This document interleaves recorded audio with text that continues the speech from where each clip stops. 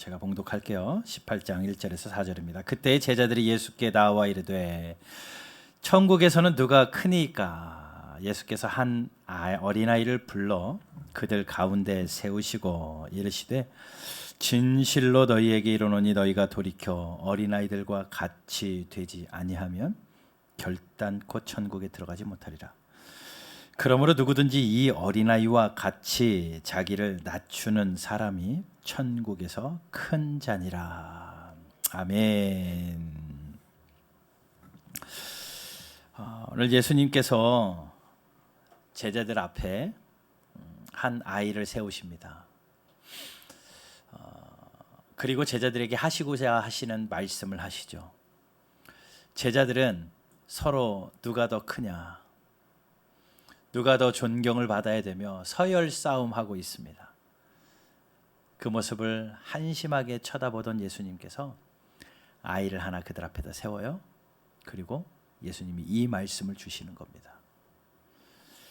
진실로 너희에게 이르노니 너희가 돌이켜 이 세워진 어린아이 같이 되지 아니하면 결단코 천국에 들어갈 수 없다라고 예수님이 말씀하셔요.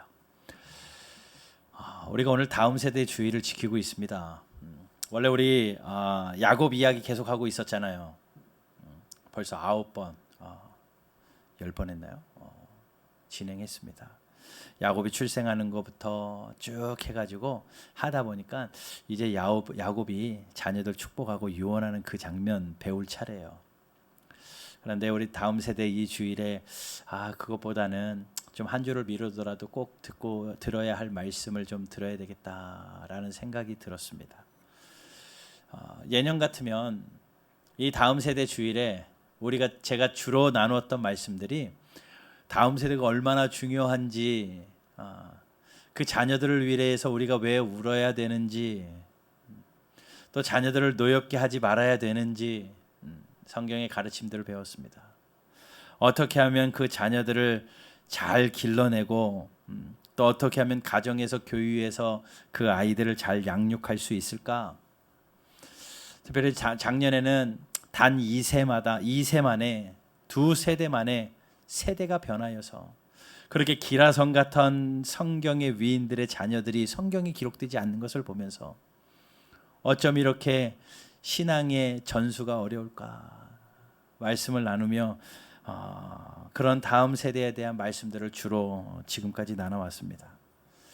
그리고 아마도 많은 교회들이 그 말씀으로 오늘의 이 주일 말씀을 채우리라고 생각이 돼요. 그리고 또 오늘 같이 읽은 이 말씀도요, 어떻게 보면 어린이 주일에 빠지지 않고 봉독되어지는 구절이기도 하거든요. 가만히 보면 어린아이가 나오기 때문에 그래요.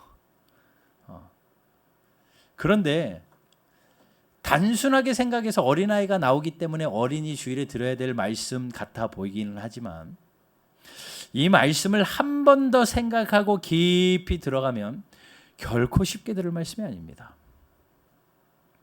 가볍게 들을 말씀도 아니고 이보다 중요한 말씀이 또 있을까? 이 안에는 굉장한 진리가 담겨져 있기 때문에 오늘 이 말씀을 통해서 우리가 한 가지 진리 좀 깨닫는 은혜가 있었으면 좋겠어요. 보통 아이들은요, 어른을 보고 배웁니다. 학교에서 선생님 보고 배우죠. 가정에서는 부모님 보고 배우죠. 어쩜 그렇게 닮아갑니까? 물론 유전자가 비슷해서 닮기도 하지만 함께 생활하면서 생활의 습관에 따라 어쩜 그 아이들이 그렇게 닮아가는지요. 오늘 1부 예배 끝나고 옥상에서 그 꼬맹이 아이들, 우리 교회 다음 세대 5살이 대세잖아요. 교회랑 나이가 똑같은 아이들이 대세예요. 그 아이들이 대세인데 그 아이들을 한 명씩 안고 같이 사진을 찍어줍니다. 근데 어쩜 다 자기 엄마들 같은지 똑같아요. 하는 게 다 그 부모의 그 모습이 그 아이에게서 나오더라고요. 성격이나 성향이나 왜 아니겠습니까? 그렇게 보고 자라는 게 아이들 아닙니까? 또 교회에서 배운 대로 자랍니다. 선생님이 가르쳐 주시는 대로, 전사님이 가르쳐 주시는 대로. 그러니 어떻게 보면 좀 무거운 짐이긴 해요. 우리의 수준만큼 아이들이 잘하거든요. 내가 배우는 선생님이 이 정도의 수준인데 그 이상 아이들이 잘할 리 없고, 들려주는 말씀의 전도사님의 수준 이상 아이들이 자라날 수 없고, 담임 목사의 수준 이상 아이들이 자라날 수 없기 때문에 저와 여러분들은 긴장감을 가지고 그 아이들의 그릇을 키기 위하여 우리가 자라나야 됩니다. 그러니 그 아이들은요, 그렇게 성인들을 바라보고 부모 세대를 바라보고 앞서간 신앙의 선배들을 보고 따라갑니다. 예배하는 모습 보고 배워요. 우리가 예배하는 이 모습 아이들이 기가 막히게 지켜보고 있다가 그대로 배워서 그대로 10년 뒤 20년 뒤에 보십시오. 그렇게 예배하고 있을 겁니다. 우리가 봉사하는 모습, 또 토요일에도 주일에도 봉사하는 모습, 아이들이 지나가다가 힐끗힐끗 보더라도 아 그렇구나라고 배워서 교회를 그렇게 10년 20년 뒤에 또 세워갈 거예요. 기도하는 모습 보고 배울 것이고 분명히 그렇습니다. 그러니 보통 아이들은요, 모델이 있어요.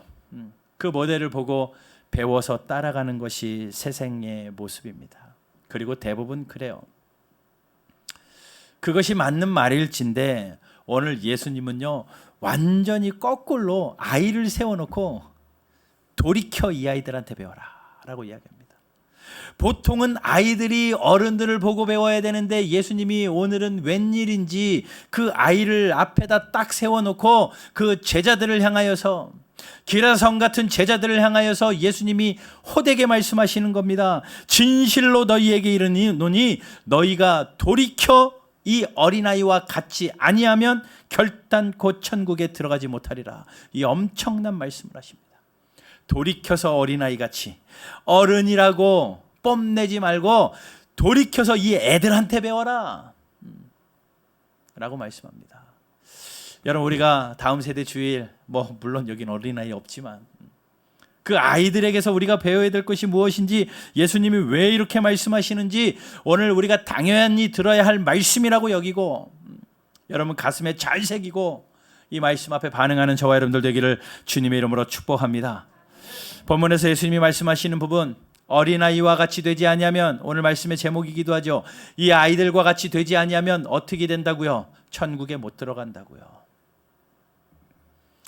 이게 쉬운 이야기입니까? 여러분, 우리가 신앙생활하는 이유, 하나님과 분리되어져서 영원 형벌 가운데 살 수밖에 없는 우리들, 예수님이 나를 살리셨기 때문에 그 예수님 믿고 천국 가는 것이 우리의 기쁨이고, 주님과 함께 영원히 산다라는 그것이 우리의 신앙의 즐거움인데, 천국까지 못한다, 이보다 뜨끔한 말이 어디 있겠습니까? 천국에 갈 수 없대요, 이 어린아이들과 같지 않으면. 그런데 오늘 3절 말씀을 가만히 읽어보면 강조하는 단어가 2개가 눈에 들어옵니다. 진실로 이야기한다. 예수님이 마음을 담아서 정말 진심으로 이야기해요. 물론 예수님의 말씀이 허투루 하시는 말씀 없고 농담하시는 말씀 없겠지만, 예수님이 하신 수많은 말씀 중에서도 예수님이 진실로 내가 너희에게 마음을 다해서 진정으로 하는 말이 있다라고 예수님이 하시는 말씀들이 있어요. 마태복음에는 31번이 나옵니다. 마가복음에는 13번이 나오고 누가복음에는 6번, 요한복음은 25번 나와요. 다 찾아봤더니 특별히 요한복음은요, 진실로 2번 반복해요. 그만큼 진정성을 가지고, 물론 그 마태, 마가, 누가, 요한복음을 다 합치면 한 75번 정도라는 진실로라는 단어가 나오지만 반복이잖아요. 예수님이 하신 그 말씀들을 보면 많게는 30번 정도, 마태복음이 제일 많이 나오니까 30번 정도 예수님이 하신 말씀 중에 진실로가 들어가 있어요. 그러면 예수님이 얼마나 많은 말씀하셨을 터인데, 그 중에 중요하게 진실로 너희에게 말한다, 그 정도 강조하면서 말씀을 떼으십니다. 그리고 또 하나의 특별한 강조 어구가 있는데 결단코라는 거예요. 천국에 들어가지 못하는데 들어갈 수도 있고 안 들어갈 수도 있고, 못 들어가는데 이렇게 하면 들어갈 수 있게 해줄게, 이게 아니라요, 100% 절대로 못 들어간다. 예수님이 단호하게 말씀하는 겁니다. 여러분, 우리가 쉽게 이야기하는 거지만 지금 예수님이 이 앞에 서서 저와 여러분들에게 이 어린아이와 같지 않으면 여기 있는 사람 아무도 천국에 들어가지 못한다 하면 그게 대충 들을 말씀입니까? 얼마나 뜨끔한 말씀이며, 우리 귀는 쫑긋 세워져서 어린아이 같은 게 뭐야? 어떻게 해야지 저 아이와 같아지는 거야? 라고 궁금하지 않겠습니까? 아마 그 제자들은 그렇게 들었을 것 같아요. 그런데 순수하게 그 말씀을 받는 사람들은 그러면 어린아이 같이 되는 게 뭐지? 라고 반응을 하는데, 좀 신앙생활을 했다는 분들은 뒷짐부터 지고 따지기를 좋아합니다. 에이, 어린아이와 같아야지 천국에 간다고? 너무 행위를 강조하는 거 아니야? 성경에 읽어보면 믿음으로 말미암아 구원받는다고 했는데, 예수님을 믿기만 하면 구원받는다고 했는데, 아이들 같지 않아도 예수님만 잘 믿으면 되지. 예수님은 나의 구세주라고 고백만 하면은, 입으로 시인하면 구원받는다고 했는데, 목사님 또 괜히 행위를 강조하시는구나. 행위 구원을 이야기하는 거 아닙니다. 예, 저도 믿음으로 구원받는 거 믿고요. 믿음으로 천국 가는 거 믿고요. 또 믿음으로 말미암아 사는 것 가르치고 설교하는 목사 맞습니다. 그러면 이 어린아이와 같이 되어라 라고 말하는 이것을 우리가 어떻게 받아들여야 될까? 여러분, 믿음하고 그 행위는요 함께 가요. 믿음 따로 행위 따로가 아닙니다. 믿음은 믿는 것대로 따로, 우리가 삶의 행위는 행위대로 따로, 이렇게 가는 게 아니라 두 개가 같이 간다고요. 야고보서에서는 분명히 이야기해요. 2장 22절에 이런 말씀이 있습니다. 우리 같이 한번 읽어볼게요. 야고보서 2장 22절 시작.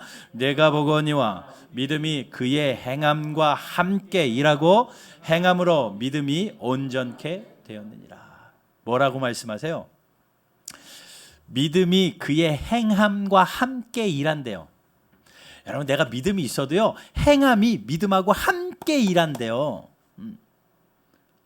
그런데 많은 사람들이요, 신앙생활 좀 했다고 해가지고 내가 믿음은 있고 믿기는 해, 그러면서 행함은 하나도 없습니다. 그런데 우리가 행함 때문에 내 믿음이 온전해진다라고 이야기합니다. 그러니 믿음하고 행함은 같이 가는 거예요. 내가 믿음으로 예수 믿는 건 맞지만 그 믿음이 있으면요, 행함도 같이 온전하게 따라온다라는 겁니다. 그런데 성경은 그렇게 이야기해요. 야고보서 2장 26절에 영혼이 없는 몸이 죽은 것 같이 행함이 없는 믿음은 죽은 것이다. 행함이 없는 믿음은 속는 거예요. 행함이 없잖아요. 믿음이 없는데도 있다고 속는 겁니다. 하도 많이 듣고 익숙해져서 믿음에 속는 거예요. 성경은 분명히 이야기합니다. 그렇다고 믿음 없이 행함만 강조하는 것도 잘못된 것이고, 행함도 없이 믿음만 강조되는 것도 잘못된 것이고, 진짜 믿음이 있는 사람은 온전한 행함이 뒤따라간다라는 거예요. 그럼 어린아이와 같은 그러한 행함이 있는 자는 온전한 믿음을 소유한 자니 그 어린아이와 같지 아니하면 결단코 천국에 들어갈 수 없다. 예수님이 하시는 말씀이죠. 여러분, 우리는 믿음으로 구원받습니다. 그러나 행함은 믿음을 뒷받침하는 것이고, 행함이 없으면 그 믿음은 죽은 것이라는 거예요. 그러니 여러분, 행함이 없는 믿음 상상도 하지 마십시오. 꿈에도 생각하지 마십시오. 행함도 없으면서 나에게 믿음은 있을 거야, 그래 천국은 갈 수 있을 거야 라고 속지 마십시오. 우리 몸이요, 그냥 몸 따로 생각 따로 움직이나요? 내 마음의 생각이, 내 머리의 생각이, 가지고 있는 그 생각이 몸으로, 행동으로 움직여진다는 사실입니다. 절대 따로 놀지 않습니다. 보여지는 행동은 생각하는 것과 그 마음이 하나가 되어서 같이 움직인다라는 거예요. 믿음은 반드시 믿음에 따른 행위를 가져오게 되어진다라는 말씀입니다. 예를 한번 들어볼게요. 여러분, 오늘 교회 나오시면서 아무 생각 없이 시간이 되었으니까 교회를 향하여 발걸음을 옮겼고, 옷을 차려입고 외모를 갖추고 전에 나왔지만 여러분들 이 행동이, 교회에 나오는 이 행위가 믿음이 없으면 못하는 겁니다. 어떤 믿음이냐면 교회 가면 예배가 있을 것이라는 믿음이에요. 주일인데 설마 조 목사님이 오늘 교회 안 나오진 않겠지. 우리가 날씨도 좋은데 목사님 오늘 혹시 또 산에 가신 건 아니겠지. 이게 궁금해하면서 나오지 않는다는 거죠. 주일이니까는 반드시 예배는 있을 것이고, 또 목사님은 또 설교를 할 것이고, 그러니 나는 예배를 가야지. 그거 믿음이 있으니까 우리가 행동이 나오는 거예요. 교회에 오는 행위가 나오는 거예요. 버스를 타고 전철을 타는 것도 마찬가지입니다. 어느 목적지를 가기 위하여 역사에 들어서면서 전철이 오늘 안 오면 어떡하나, 이 전철을 탔는데 목적지에 가지 않으면 어떡하나, 이런 거 걱정하는 사람 없습니다. 전철이 온다는 믿음이 있고, 내가 이 올라탄 전철은 내가 가고자 하는 목적지에 데려준다는 믿음이 있기 때문에 올라타는 거예요. 아무 걱정하지 않고 올라탑니다. 그러니 그 모든 행동은요, 그 믿음이 있으니까 그 행위가 나오는 거예요. 은행 가는 것도 마찬가지잖아요. 돈을 찾기 위하여 은행을 갑니다. 근데 은행에 가서 돈을 찾는데 은행이 내 돈 띄어먹었다, 갔는데 내 계좌가 없어졌다, 이런 불안함을 가지고 은행 가는 사람은 없어요. 아무 생각 없이 카드 하나 들고 은행에 털레털레 가가지고 자기가 원하는 대로 돈을 인출해냅니다. 그 모든 행위가요, 은행에 가면 내가 맡겨둔 돈 반드시 있고 내가 달라고 하면 100% 준다라는 믿음이 있어요. 그 믿음 없으면 가질 않죠. 그 믿음이 있기 때문에 그런 행위들이 나온다라는 거예요. 신앙생활도 똑같아요. 믿음이 있으면 믿음에 합당한 행위가 나옵니다. 우리 어떤 믿음이 있어요? 예수님이 날 위하여 이 땅에 오셨다는 믿음이 있고, 예수님이 이 땅에 오셔서 십자가에서 죽으심으로 말미암아 우리의 죄가 다 해결되었다는 거 믿음이 있고, 네? 믿으시죠? 우리의 죄를 영원히, 내가 감당해야 될 것들을 예수님이 감당하심으로 모든 것을 대신 해결하셨기 때문에 나는 더 이상 정죄함 없다는 믿음이 있고, 내가 무릎을 꿇고 하나님 앞에 내 기도를 올려드리면 하나님께서 내 기도 들으시고 응답하신다는 믿음이 있고, 내가 말씀 붙들고 말씀대로 살면 그 말씀이 내 삶을 이끄신다는 믿음이 있고, 예수님 반드시 다시 오신다고 했으니 예수님 재림하실 것도 믿고, 잠자는 자들의 첫 열매가 되신다고 했으니 나는 반드시 부활할 거라는 것을 믿고, 이런 믿음이 있어요. 그런 믿음이 있기 때문에 그 믿음에 따른 행위가 반드시 따라온다는 겁니다. 예, 험한 사람이기 때문에, 험한 세상을 살고 있기 때문에 죄 지을 수 있어요. 그러나 그 죄책감 때문에, 정죄감 때문에 사로잡혀 떨어지지는 않습니다. 왜요? 예수님이 내 죄를 해결하셨다는 그 믿음이 있으니까. 내 기도에 응답하신다는 믿음이 있기 때문에 우리는 하나님 앞에 기도할 수 있는 겁니다. 기도하지 않는 사람, 그 믿음이 없는 거죠. 말씀이 나의 삶을 인도한다는 믿음이 있기 때문에 오늘도 말씀을 펴는 거고요. 예수님 다시 오신다는 믿음이 있기 때문에 깨어서 기다리려고 하는 애씀이 있는 거고요.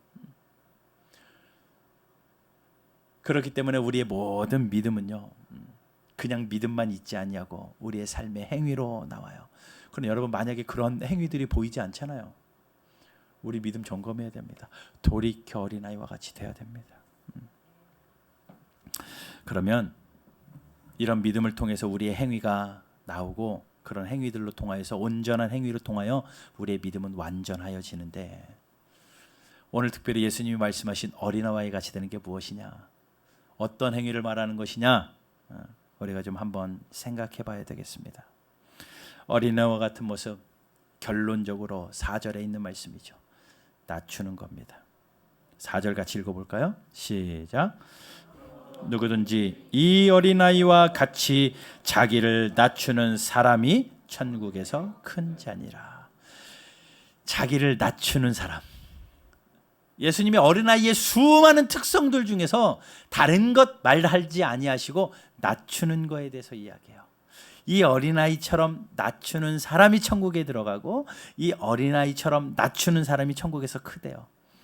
여러분, 굉장한 기준입니다. 두 가지 기준을 얘기해요. 천국에 들어가는 기준이 어린아이에게 있고, 천국에서 큰지 작은지 기준이 어린아이에게 있대요. 그러니 여러분, 우리 다 천국에 가고 천국에서 큰 자 되려면 어린아이와 같이 자기를 낮추는 그 모습이 있어야 될 줄로 믿습니다. 그러면 자기를 낮춘다, 이게 뭐냐? 세 가지 빠르게 배웁시다. 자기를 낮추는 것이 무엇이냐? 우리가 흔히 말하는 그냥 겸손하게 사는 것이냐, 그 정도 수준을 이야기하는 것 아니십니다. 예수님이 자기를 낮추는 사람, 천국에 들어갈 만큼 자기를 낮추는 사람이라고 말씀하실 때는 우리가 세 가지를 꼭 생각해야 되는데, 첫 번째, 하나님 앞에서 자기를 낮추는 사람이에요. 하나님 앞에서 자기를 낮추는 사람. 여러분, 절대 하나님 앞에서 꼿꼿이 서 있지 마십시오. 하나님보다 크신 분이 없습니다. 그러니 하나님 앞에서 자기를 낮추는 사람은 어떤 마인드가 있냐면, 내 일생에서 하나님은 가장 높으십니다. 내가 하는 모든 일 중에서 하나님이 가장 높으시고, 내가 하는 모든 주변의 모든 일들을 통해서도 하나님은 가장 높으십니다. 그러니 하나님 앞에 꼿꼿이 서 있지 말고 하나님의 높음을 인정하는 사람, 이런 사람이 어린아이와 같은 사람인데, 하나님을 가장 높일 수 있는 우리의 최고의 행위는 무엇이냐? 예배예요. 예배는요, 나를 완전히 낮추고 예배 받으시는 하나님을 최고로 높여드리는 것이 예배이기에, 우리가 예배를 포기하지 말고 예배 앞에 하나님을 높일 수 있는 성도, 그것이 믿음에 합당한 행위를 가진 성도의 모습일 줄로 믿습니다. 하나님보다 교회가 높아져서도 안 됩니다. 하나님보다 목사가 높아져서도 안 되고, 하나님보다 내가 존경하는 사람이 높아져서도 안 되고, 하나님보다 우리의 부모가, 내 친구가 높아져서도 안 되고, 하나님보다 내 자녀가 높아져서도 안 되고, 하나님보다 내 직장이 높아져서도 안 되고, 하나님보다 물질이 높아서도 안 돼요. 하나님보다 높은 것은 아무것도 없어야 합니다. 하나님 앞에서 나를 완전히 낮추고 하나님만 높이는. 여러분, 한번 묻겠습니다. 여러분, 정말 하나님을 높이고 계십니까? 하나님 앞에서 여러분들은 낮음을 인정하십니까? 그 인정하는 믿음이 있다면 그 행위가 반드시 따라와야 된대요.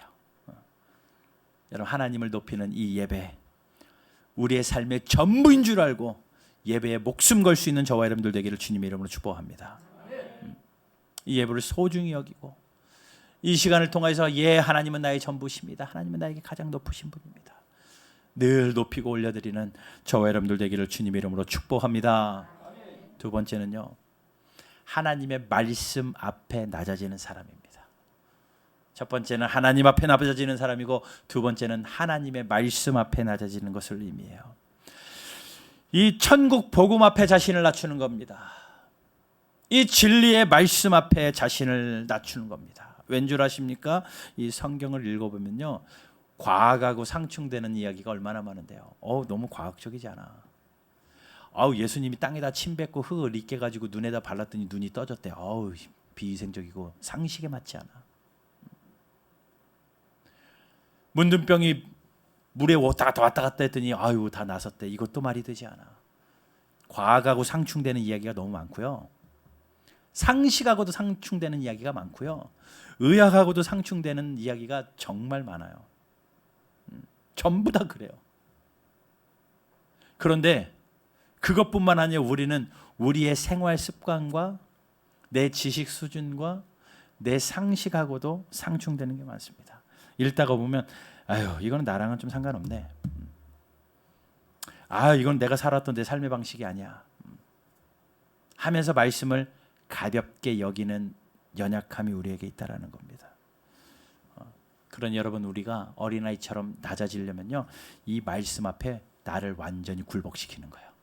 내 생각도 굴복시키고, 내 과학적인 지식도 굴복시키고, 내 의학적인 지식도 굴복시키고, 내 상식하고 부딪히는 말씀이 있다 할지라도 하나님의 말씀에 써 있네? 그러면 나를 포기해야지. 이런 자세. 이런 자세. 이게 어린아이와 같이 순수한 자세라는 겁니다. 여러분, 하나님의 말씀을 높이고 나의 생각을 낮추는 그런 결단이 있는 시간 되기를 주님의 이름으로 축복합니다. 말씀이 2등이어서는 안 된다는 거예요. 내 생각, 세상적인 그러한 지식이 1등이고 말씀이 2등이어도 천국에 못 간대요. 하나님의 말씀이 1위여야 합니다. 결단코라고 사용한 이 말씀 가슴에 새기십시오. 예수님도요, 이 땅에 오셔서 자신을 낮추시는 그 모습을 몸소 보이셨습니다. 빌립보서 2장 8절 말씀 보게 되면 사람의 모양으로 나타나셨습니다. 하나님이신 그분이 사람의 모양으로 나타나셔서 자기를 낮추셨습니다. 낮추시고 하나님의 말씀이 1번이기 때문에 십자가에서 죽어야 하는 그것을 복종하셨습니다. 인간적인 괴로움, 인간적인 아픔이 있지만 다 포기하시고 하나님의 말씀 앞에 자기를 완전히 굴복시킨 거예요. 낮추신 거죠. 예수님 십자가 지시기 전날 밤에 겟세마네에서 기도할 때 이런 기도하시잖아요. 땀방울이 핏방울이 되도록 기도하시는 가운데 예수님이 이렇게 기도하십니다. 나의 원대로 마옵시고 아버지의 뜻대로 되기를 원하나이다. 내 원은 이거예요. 내 생각은 이거고 내 마음은 이겁니다. 그런데 하나님의 뜻이 이거니까 자기 거를 완전히 굴복시키는 거예요. 내 원대로 마시고 아버지의 뜻대로 되기를 원하나이다. 예, 이거예요. 여러분, 지금 하나님의 말씀 앞에 꼿꼿이 고개 들고 있다면, 하나님이 나에게 들려주시는 말씀, 내가 읽고 깨닫는 하나님의 말씀 앞에 나 자신을 완전히 굴복시키고 내 생각, 내 습관, 내 상식 다 포기하고 하나님의 말씀을 제1의 자리로 올려서 하나님의 말씀을 높이는 저와 여러분들 되기를 주님의 이름으로 축복합니다.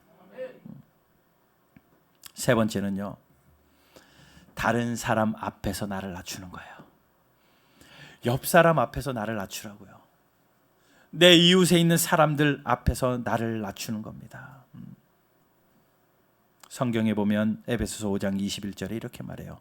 그리스도를 경외함으로 피차 복종.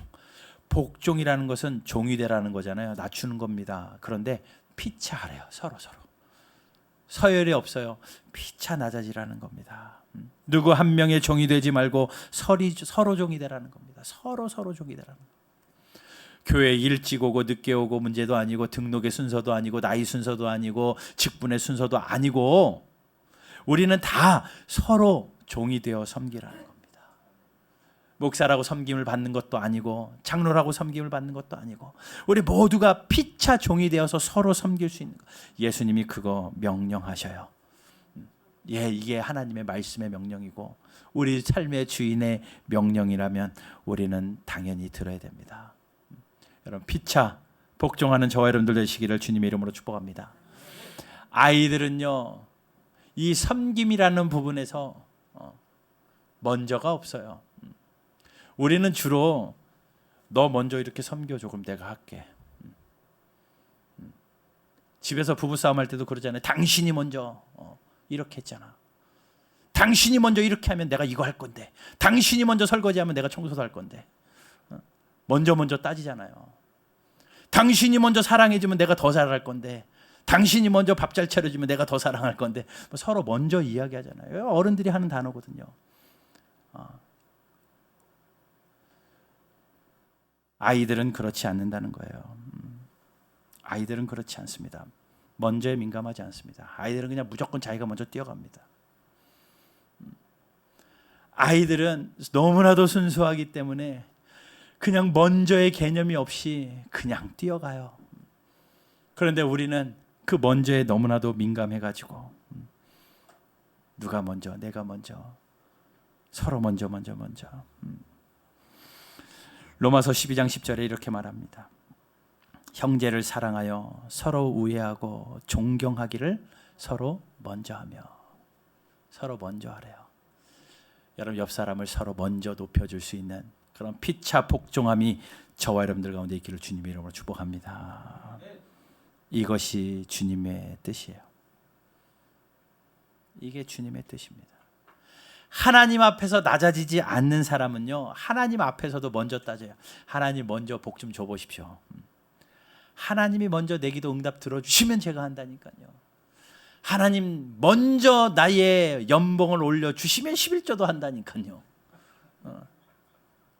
하나님 먼저 따지는 사람은요, 이거 하나님 앞에 꼿꼿이 서 있는 겁니다. 그런데 성경의 원리를 보세요. 절대 그렇지 않아요. 하나님이 먼저 우리를 사랑하시고 하나님이 먼저 그 아들 예수님 생명 주시면서 우리를 살려주셨습니다. 요한일서 4장 19절 말씀 보세요. 우리가 사랑하면 그가 먼저 우리를 사랑하셨습니다.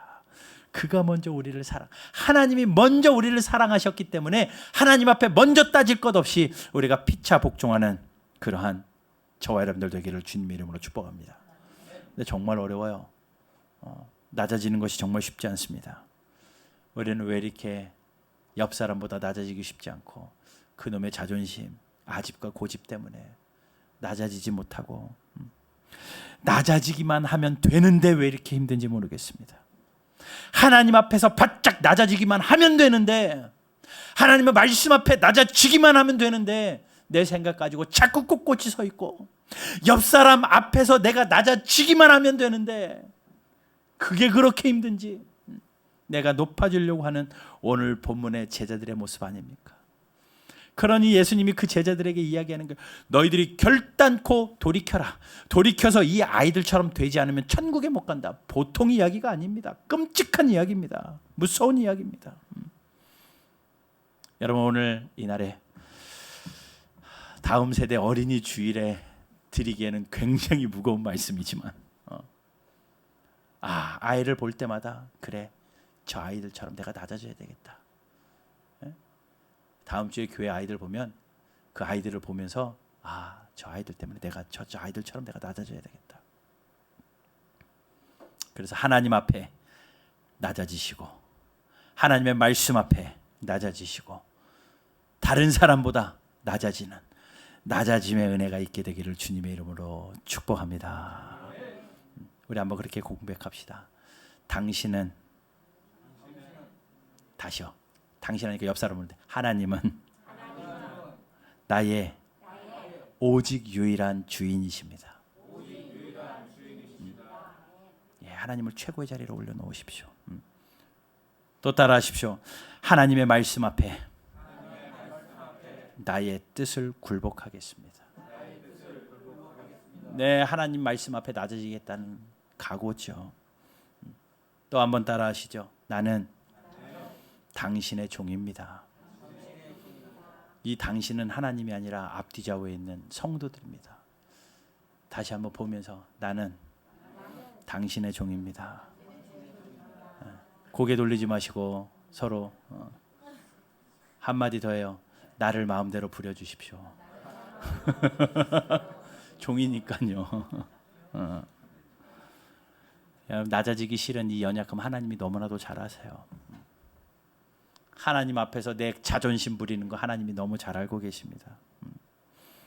그런데 그 하나님은요, 우리의 모든 생각도 아시고 내 마음도 아시고 정말 나를 지으셨기 때문에 나를 가장 많이 알고 계시고 가장 깊이 이해하고 계신 하나님, 나를 향한 그분의 생각 셀 수도 없고 무궁하지만 그 끝없는 사랑 앞에서 우리가 해야 될 한 가지, 하나님, 어린아이처럼 낮아지겠습니다. 회개할 것 회개하고 돌이켜서 낮아져서 하나님을 가장 높이는 이 예배를 소중히 여기고 나 생각보다도 하나님의 말씀을 가장 높은 자리에 두어 말씀 앞에 굴복하고, 내가 존경받기를 그렇게 좋아했는데 내가 피차 복종할 줄 아는 그러한 신앙의 행위, 이게 믿음 있는 사람에게 나오는 당연한 행위고 그거로 함으로 우리는 천국에 가는 거예요. 여러분, 그렇게 신앙생활하는 저와 여러분들 되기를 주님의 이름으로 축복합니다.